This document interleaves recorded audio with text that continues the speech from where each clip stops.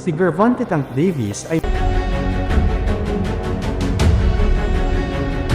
muling sumusunod sa mga yapak ng kanyang promoter na si Floyd Mayweather Jr., na nagpapakita ng pera sa kung ano ang dapat bigyang kahulugan bilang isang primitive na pagtatangka na itaas ang kanyang katayuan sa lipunan sa kanyang mga tagasunod at mga kapantay. Top 10 celebrities who tried their hand at boxing ang walang talo ngunit hindi pa rin nasusubok na 29 na taong gulang na pangalawang WBA lightweight champion na si Tank Davis, 29 hanggang 0, 27 cost, ay kumuha ng larawan ng isang pader ng tila mga bundle ng peking pera. Ang mga larawan ni Tank na kasama niya na may hawak o nasa paligid ng pera ay isang kakaibang paraan ng pagpapalakas ng kanyang ranggo sa lipunan, na nagmumukha sa kanya na siya ay may mahinang pagpapahalaga sa sarili. Bakit hindi mas mabuti ang pagkakataon? Kung gusto niyang itaas ang kanyang kredibilidad sa kanyang mga tagahanga at iba pang mga boksingero, mas mabuting itaas niya ang antas ng kanyang pagsalungat upang simulan ang pakikipaglaban sa mga mahuhusay na manlalaban dahil hindi na niya iyon sa buong 10 taong karera. Itinutulak ni Gervonta ang 30 taong gulang at nakalulungkot. Ang pinakamahusay na hindi nahugasan na pangalan sa kanyang resume ay si Jose Zepeda, na walang espesyal. Ang ibang mga lalaking nakalaban ni Tank Davis ay pinaghalong subpar fringe level at paper champion.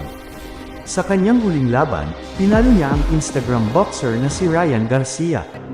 Balita, binabantayan ni Ryan Garcia ang rematch ng Tank Davis, ngunit una, si Oscar Duarte noong ikalawa ng Disyembre ay nanalo ang pinakamahusay na karera ni Tank Davis, Mario Barrios Rehydration Plus Ryan Garcia dito Jose Zepeda Leo Santa Cruz Wash at much smaller Uriarcas Gamboa 40 anyos Rolando Rolly, Romero social media fighter Isaac Cruz Fringe contender Hector Luis Garcia handpicked mula sa super featherweight division na si Gervonta ay inaasahang susunod na lalaban sa unang quarter ng 2024, ngunit hanggang ngayon, wala pang pinangalanang kalaban. Ito ang mga malamang na pagpipilian na pipiliin ni Mayweather Promotions at PBC para sa susunod na laban ni Tank Davis, Isaac Pitbull Cruz rematch na gustong makita ng iilang tagahanga. Ngunit ito ay isa pang madaling pag-agaw ng pera para kay Tank Davis Ryan Garcia gayon din sa ang easy money grab rematch Frank Martin William Zepeda. Ang isang rematch sa pagitan ng Tank Davis at Pitbull Cruz ay magiging mahirap na ilagay sa PPV, ngunit dahil ang lahat ng laban ni Gervonta ay nasa likod ng isang paywall, malamang na iyon ang mangyayari.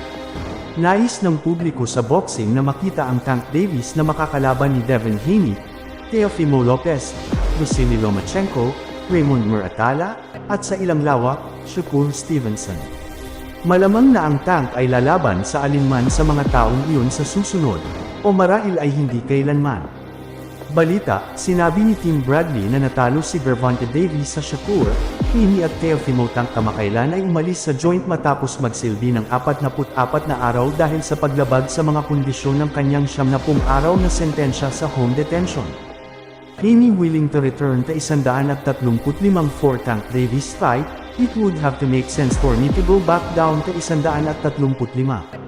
Tank Davis is still at 135, sabi ni Devin Haney sa media tungkol sa posibilidad na bumalik siya sa lightweight kung siya maaaring makipag-away kay Gervonta Davis. Ang pagsisikap na makipag-ayos sa pakikipaglaban kay Gervonta ay maaaring mapatunayang imposible at hindi katumbas ng oras at pagsisikap para kay Haney. Napakahusay para kay Haney na pag-usapan ito dahil nakakatulong ito sa kanyang karera na magkaroon ng pag-asa ng mga tagahanga. Ngunit imposibleng makipag-ayos sa pakikipag-away sa isang lalaki na ang resume ay puno ng mas mababang mga manlalaban. Sa huli ay madidismaya at magiging tanga si Haney sa pag-aaksaya ng kanyang oras. Mayroon pa ring malalaking laban sa 135, ngunit ang Tank ay isang malaking laban para sa akin sa 135. Iyon ay isang bagay na dapat balikan. Other than that, it really makes no sense for me, ani Haney.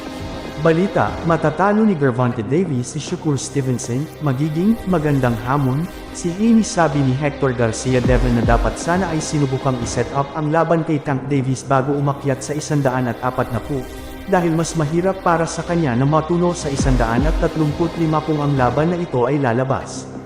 Dapat iwanan ni Haney ang kanyang natitirang 3 lightweight na titulo at tumuon dito na lang. Maraming salamat po. God bless us all. Thanks for watching.